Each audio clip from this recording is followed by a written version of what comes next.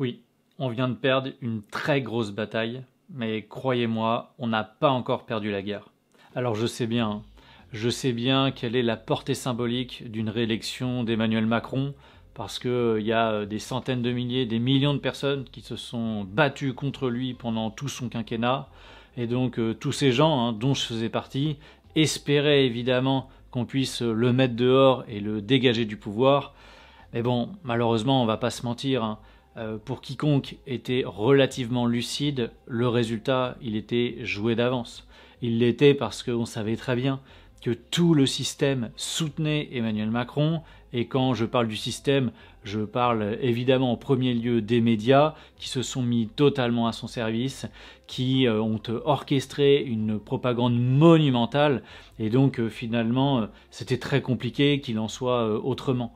Et c'est pour ça que le premier message que je voudrais faire passer, parce que je vois qu'il y a beaucoup de gens qui sont en train de chercher des responsables et de se diviser, non, ne vous divisez pas. Ne vous divisez pas entre les gens qui se sont battus contre Macron pendant ce quinquennat. Ça ne sert strictement à rien. Le résultat, c'est pas joué parce que tel ou tel opposant ou résistant au système a voté pour je ne sais quel candidat ou n'a pas voté, s'est abstenu. Non, ça n'a rien à voir avec ça. Il n'y a qu'à regarder les résultats du second tour.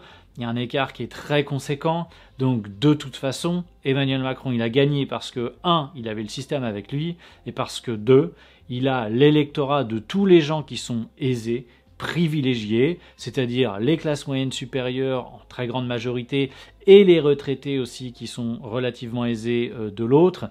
Et tout cet électorat est très discipliné, va voter. À cette élection présidentielle, plus que jamais, puisque en face, il y avait Marine Le Pen, et donc qui a été présentée comme un grand danger. Donc voilà, on savait que Emmanuel Macron allait être réélu, et ne cherchez pas des responsables dans le camp des opposants, ça sert à rien de perdre son temps avec ça. La question en revanche qui est beaucoup plus intéressante, c'est de se demander, est-ce qu'il faut désespérer de ce résultat? Est-ce qu'il faut abandonner le combat? Ou est-ce que, au contraire, il y a des raisons d'espérer? Et pour ça, il faut essayer de prendre du recul pour analyser les choses. Et le premier constat que vous devez faire, c'est que le score d'Emmanuel Macron, au second tour, il est minable. Il est véritablement minable. Songez que, alors qu'on est dans des circonstances exceptionnelles, qu'il y a eu la guerre en Ukraine, et qu'évidemment, Emmanuel Macron et les médias ont tout fait pour surjouer une propagande sur ce sujet-là, et pour présenter Emmanuel Macron comme le chef de guerre, le père de la nation, etc. Bref, en définitive, Emmanuel Macron, qui est opposé à une candidate qu'on nous a présentée comme fasciste pendant 15 jours dans tous les médias, il n'obtient que 58% des voix. C'est le pire résultat qu'un président de la République a fait quand il était opposé à l'extrême droite. Parce qu'il y avait eu deux autres situations. En 2002, où c'était Jacques Chirac, il avait obtenu plus de 80% des voix. Et Emmanuel Macron, en 2017, il avait quand même obtenu plus de 65% des voix. Donc là, 58%, c'est le score le plus mauvais face à un candidat d'extrême droite. Donc vous comprenez qu'Emmanuel Macron, il ne peut pas vraiment faire le malin avec ce résultat.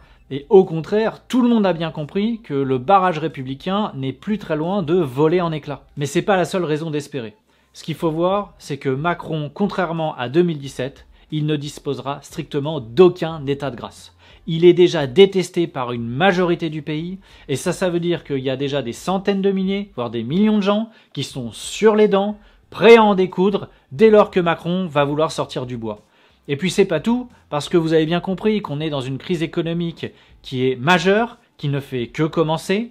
On a une inflation qui est à un niveau historiquement élevé et qui va continuer, qui va durer, qui va s'aggraver.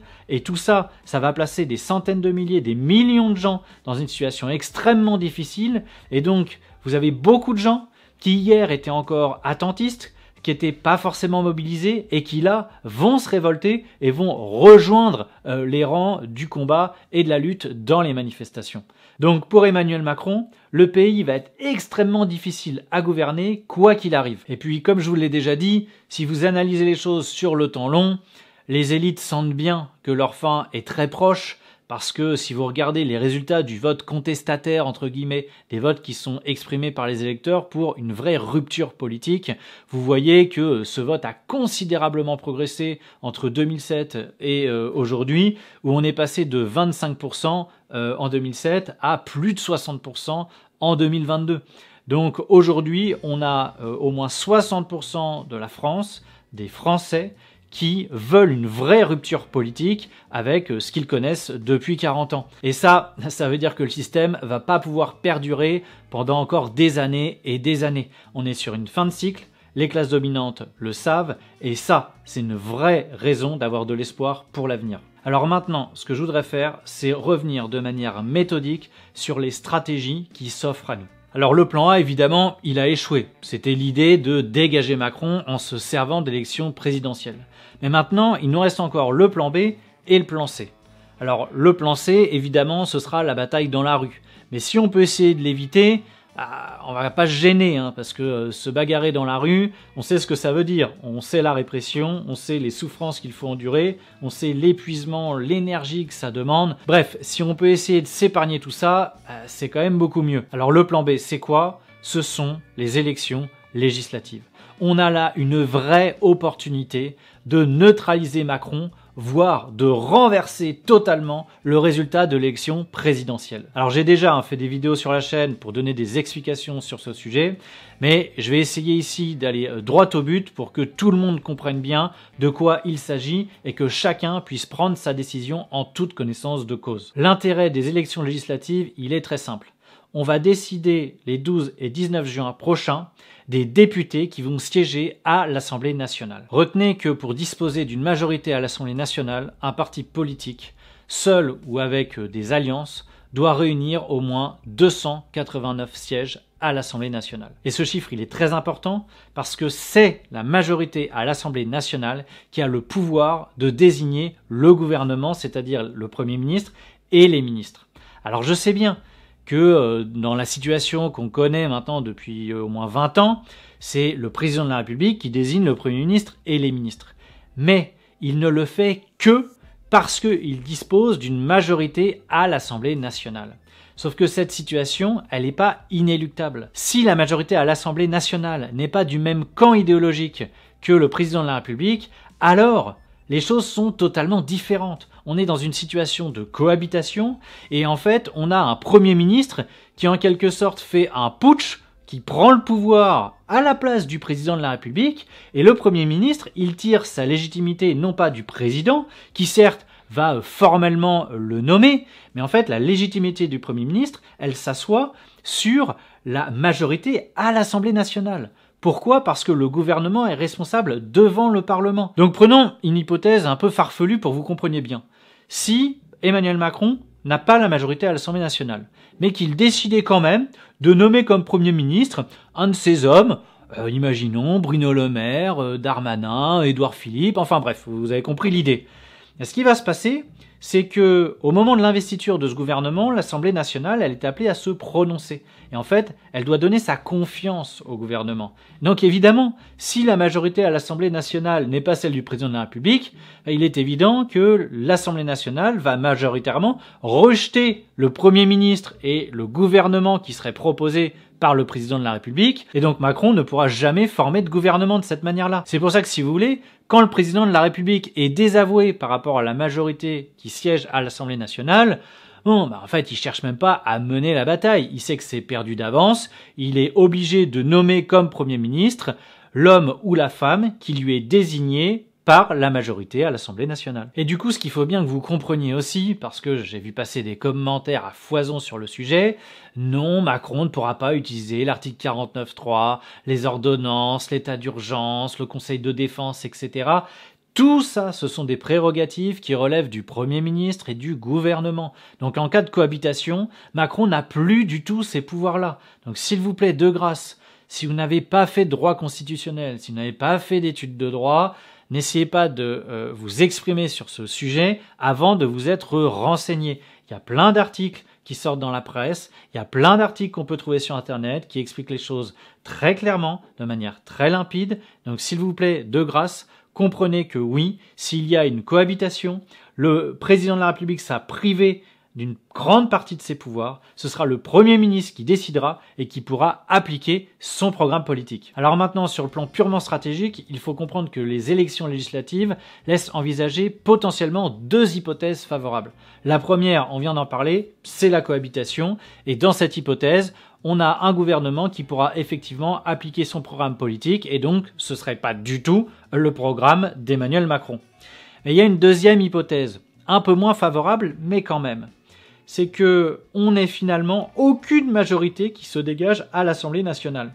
C'est-à-dire qu'à la faveur des trois blocs politiques qui se sont dégagés lors du premier tour de l'élection présidentielle, eh bien, on retrouve ces trois blocs à l'Assemblée nationale en des proportions plus ou moins équivalentes, et en tout cas, il n'y a aucun bloc qui parvient à dégager une majorité. Et dans ce cas-là, on bloque totalement les institutions, ce sera impossible de former un gouvernement, et donc c'est toujours ça de prix, ça veut dire que Emmanuel Macron, il pourra pas du tout conduire la politique qu'il a envie de mener. En tout cas, ce qui est certain, c'est que ces deux scénarios plus ou moins favorables sont bien mieux que le pire, celui où Emmanuel Macron obtient effectivement une majorité, parce que là, on connaît la suite. Il va appliquer son programme, ça veut dire faire passer la retraite à 65 ans, ça veut dire conditionner le RSA à une activité, ça veut dire continuer l'austérité sur les services publics, enfin bref, on la connaît l'histoire, hein, la restriction des libertés publiques d'un côté, et puis de l'autre, on donne tout aux riches, et puis on prend en revanche à tous les autres. Alors il reste un dernier argument auquel il faut répondre. Est-ce que ce moyen d'action d'aller voter aux élections législatives, il est réaliste? Est-ce que véritablement on peut obtenir une cohabitation ou au moins empêcher Macron d'obtenir une majorité? Bon, je vais pas vous mentir, je suis pas en train de vous dire qu'on va faire ça les doigts dans le nez, hein. Les chances sont relatives, mais je vous assure que c'est pas impossible. Effectivement, dans l'histoire, ça s'est jamais produit. Le président élu a toujours emporté la majorité, mais avant ça, vous aviez une vie politique qui n'était pas du tout la même et qui était organisée autour des deux grands partis de gouvernement. Et donc là, on a une situation inédite avec trois blocs politiques qui se sont dégagés très clairement au premier tour de l'élection présidentielle. Et c'est pour ça que potentiellement, le résultat aux législatives cette année peut être totalement inattendu. Et d'ailleurs, c'est confirmé par un sondage qui a montré que 66% des Français souhaiteraient une cohabitation avec Emmanuel Macron, président de la République. Et donc ça veut dire que vous avez bien 2/3 des Français qui comptent aux élections législatives aller voter pour des opposants à Macron et non pas pour des députés de la République En Marche. Et il y a d'ailleurs un récent sondage qui est très intéressant parce qu'il montre que si la gauche parvenait à s'unir pour les élections législatives, elle réunirait jusqu'à 35% des intentions de vote, ça veut dire plus de 9 points par rapport au parti de la majorité présidentielle. Et vous noterez également que si le bloc national identitaire s'unissait, il obtiendrait 3 points de plus que le parti d'Emmanuel Macron. Donc autant vous dire qu'à ce stade, rien n'est joué, absolument rien n'est joué pour ces élections législatives, bien au contraire. Et puis il faut aussi que vous regardiez les réactions des soutiens des partisans de Macron. Quelque chose qui inquiète quand même les grands patrons, c'est le troisième tour. Pas le troisième tour social, mais les élections législatives. Oui, leur vraie inquiétude, elle est clairement là. C'est le scénario noir, c'est cette vague Mélenchon aux législatives. C'est une vague qui consisterait à avoir une forte majorité ancrée très à gauche, avec évidemment les idées très antilibérales de Jean-Luc Mélenchon. C'est ça clairement qu'ils craignent, cette sortie des urnes. Je veux dire, ils sont comme des dingues là, à vociférer dans tous les sens, parce que notamment c'est Mélenchon qui a lancé l'idée « Élisez-moi Premier ministre ». Alors ils sont comme des fous à dire « oui, c'est pas démocratique, ils portent atteinte aux institutions, c'est un scandale, etc. » Attendez, non, en fait, les institutions, elles ont toujours fonctionné comme ça, en fait. L'élection du président de la République, d'accord, mais derrière, il y a des législatives, et si les gens votent pour qu'il y ait une autre majorité que celle dirigée par le président de la République, en fait, ça s'appelle la démocratie. Mais du coup, ce qu'il faut que vous compreniez, c'est que si ces gens-là réagissent aussi fortement, c'est parce qu'ils ont peur. Ils redoutent ce qui peut se passer. En fait, là, ils s'étaient dit, ouf, ça y est, on a réussi à faire élire Macron, on est tranquille, on peut respirer pendant 5 ans. Et voilà que les autres, ils reviennent avec leur idée de législative et de Premier ministre et de cohabitation. Bon, ça veut dire qu'on a encore une grosse bataille à mener. Et c'est vrai que quand on regarde la sociologie de l'électorat français actuellement, l'élection est peut-être pas gagnée d'avance. Puis enfin, il y a un dernier argument dont je vous ai déjà parlé sur la chaîne. C'est que le taux d'abstention aux législatives, il est extrêmement élevé. En 2017, il était de 51% au premier tour et de 57% au deuxième tour. Et ça veut dire que si on parvient à mobiliser juste un petit peu plus, pas beaucoup, juste un petit peu plus d'opposants à Macron pour aller voter, eh bien ça peut totalement chambouler le résultat du scrutin. Donc on a vraiment une chance là, en réussissant à mobiliser tous les opposants à Macron, on a vraiment une chance de sortir un maximum de députés de La République En Marche et donc au moins d'empêcher à Macron d'obtenir une majorité. Puis bon, enfin, il y a un dernier argument, c'est que aller voter aux élections législatives, ça coûte pas cher, c'est gratuit, c'est rapide et c'est sans risque. Donc je vous dis pas que c'est le moyen idéal, je vous dis pas que c'est le moyen le plus sûr de renverser Macron. Mais ce que je vous dis en revanche, c'est que c'est un moyen qui est à notre portée, qui est facile à mettre en œuvre. On peut assez facilement essayer de convaincre autour de nous pour que les gens se mobilisent et aillent voter. Et mieux vaut essayer de gagner avec le plan B que de tout de suite passer au plan C avec la bataille dans la rue et toutes les conséquences qu'on connaît. Je me permets d'insister parce que j'entends beaucoup de gens, et je les comprends, qui sont écœurés par la politique, ou qui sont très en colère, ou qui sont désespérés. Tous ces sentiments-là, je les comprends parfaitement. Mais là, on a un moyen. C'est pas le moment encore de se démobiliser. On aura tout le temps pour pleurer, pour se lamenter après les législatives ou pour se battre dans la rue. Chacun fera ce qu'il veut. Mais ce qui est certain, c'est que là, on a encore un moyen, peut-être, de gagner. Ça nous coûte pas cher. C'est maintenant que ça se joue parce qu'après, il sera trop tard pour regretter. On va avoir une prison qui sera fermée à double tour pendant 5 ans. Donc les élections législatives, c'est peut-être une toute petite lucarne qui est difficile à atteindre, mais c'est ça ou rien. Donc mieux vaut ça que rien du tout. Allez, je compte sur vous. Si vous n'êtes pas encore convaincu, n'hésitez pas à poser des questions dans les commentaires. Et je suis certain qu'il y a plein de gens qui vont venir vous répondre. Mais vraiment, si vous n'êtes pas sûr de ce que vous avancez, et si vous voulez contester ce que je viens de dire, s'il vous plaît, renseignez-vous avant et sinon, posez des questions et il y a plein de gens qui viendront vous répondre et ça peut créer l'émulation et le débat et il faut qu'on arrive à se convaincre comme ça collectivement que c'est un moyen sur lequel on peut agir et qu'il ne faut pas laisser passer. Voilà, c'est la fin de cette vidéo. Si vous l'avez aimé, n'hésitez pas à liker, à partager et surtout à vous abonner à la chaîne. En tout cas, on vous remercie pour vos soutiens indéfectibles et puis on vous dit à très bientôt.